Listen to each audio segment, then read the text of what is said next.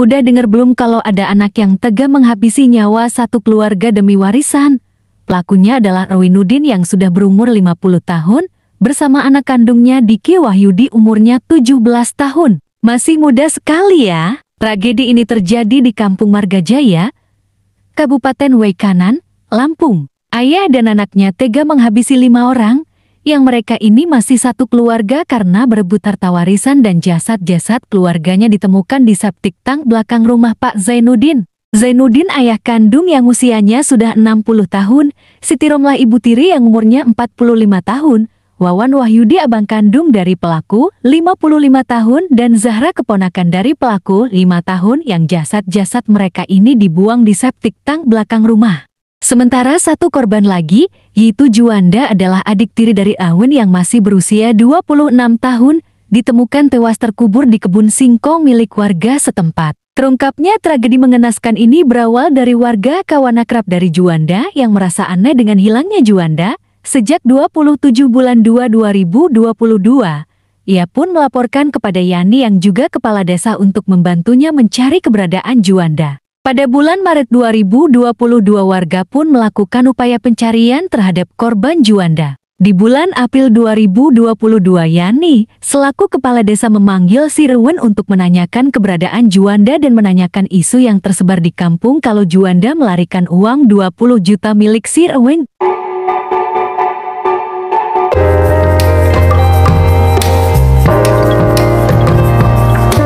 Sementara waktu itu, Erwin mengatakan kalau Zainuddin dan istrinya sedang berada di gunung untuk berkebun. Warga pun merasa ada yang tidak beres, gimana bisa satu keluarga pergi dengan meninggalkan rumah yang masih lengkap selama berbulan-bulan, bahkan tidak turun-turun dari gunung. Yani yang punya firasat kalau Juanda beserta keluarganya dibunuh pun memutuskan untuk menyelidikinya dan merasa ada yang tidak beres dengan perginya keluarga tersebut. Yani mendatangi rumah Zainuddin dan melihat sekeliling rumah tersebut hingga ke belakang rumahnya. Merasa ada yang aneh dengan tumpukan karung yang menjulang tinggi, yang ternyata berisi pakaian orang tuanya. Yang buat curiga lagi, kalau pakaian-pakaian ini masih bagus-bagus dan layak pakai dan bisa digunakan pergi kondangan, tapi malah dibuang. Hari Selasa malam tanggal 4 Oktober 2022 Yani pun memanggil Erwin dan Diki Wahyudi anak kandung Erwin untuk memastikan sebenarnya apa yang telah terjadi dengan Pak Zainuddin. Si Erwin pun mengaku kalau telah menghabisi nyawa ayah kandungnya sendiri dengan kapak. Kejadian tersebut terjadi pada bulan Oktober 2021,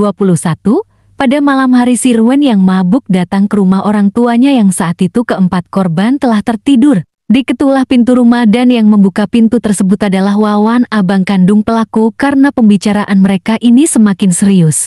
Berpindahlah mereka ke dapur.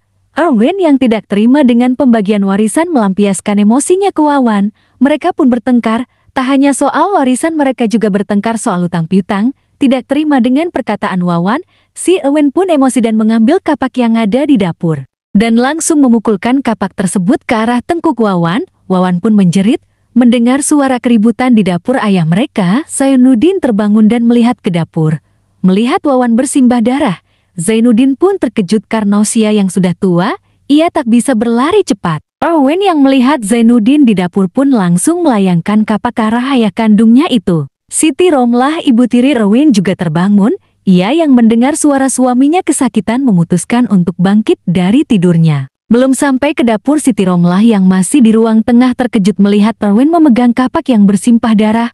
Erwin yang gelap mata langsung mengarahkan kapak ke ibu tirinya tersebut. Zahra yang melihat neneknya kesakitan menangis, hingga Erwin mencekik dan membekapnya hingga Zahra keponakannya itu tak lagi bernyawa. Setelah keempat keluarganya Zainuddin, Siti Romlah, Wawan Wahyudin dan Zahra meninggal, ia memindahkan jasad-jasad mereka ke septic tank belakang rumah. Sebelum memindahkan jasad-jasad mereka, Erwin masih sempat menghabiskan rokok sebanyak 2 batang. Yang kemudian si Erwin ini langsung menutup septic tank tersebut dengan kasa. Keesok harinya sekitar jam 3 sore Erwin kembali untuk mengecor septic tank dengan semen, sementara Juanda dibunuh pada April 2022. Waktu itu, Juanda datang untuk mencari ibu kandungnya, Siti Romlah. Dijawablah sama si Erwin ini, kalau Zainuddin dan Siti Romlah pergi meladang ke gunung. Juanda dan si Erwin yang juga ditemani Yani pergi ke arah gunung, namun mereka tidak menemukan Zainuddin. Bahkan tanda-tanda kalau ada orang tengah berkebun tidak terlihat sama sekali di area tersebut. Setelah itu Juanda dan Erwin terlibat pertengkaran di sepanjang jalan Pasat Margajaya.